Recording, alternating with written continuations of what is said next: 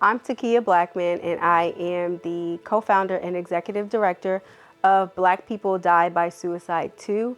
We are a nonprofit that is dedicated to normalizing the conversation about suicide within the Black community and ultimately saving lives from suicide.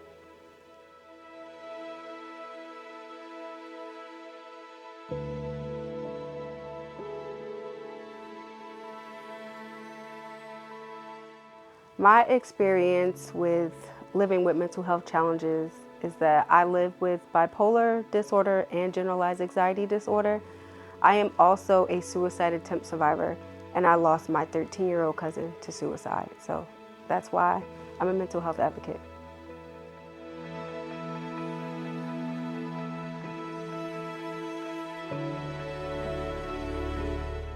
What has helped me in my recovery journey is being able to access good mental health treatment.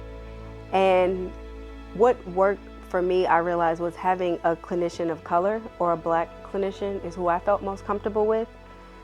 And also medication. And once I found the right therapist for me, I realized I started to make progress in my treatment.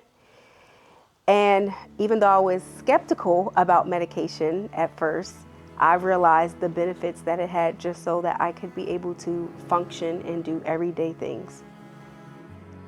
What has also been beneficial in my mental health recovery is a lot of self-care and self-help strategies.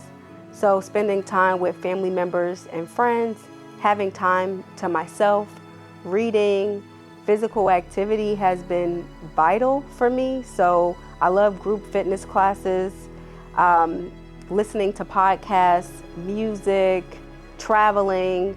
All those things really do help me to feel well. And one of the things I think people may not think about as it relates to recovery is actually having a job or career that supports your mental health.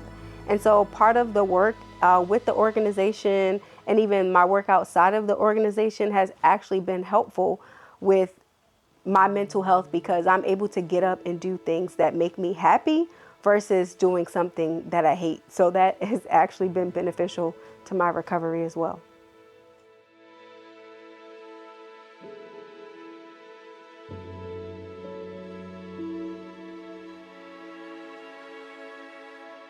What I would tell someone who is struggling with their mental health and afraid to ask for help due to whether it's stigma, fear, embarrassment, I like to think about the quote that I live by, Tony Payne.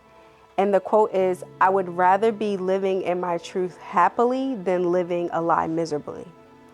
And that quote is life-changing for me because I started to realize how there's so much strength in being vulnerable. And I was able to just remove the mask from acting like everything is okay. And so if there is someone who is struggling, I would encourage them to know that there is freedom and liberty on the other side of healing as well as living in your truth.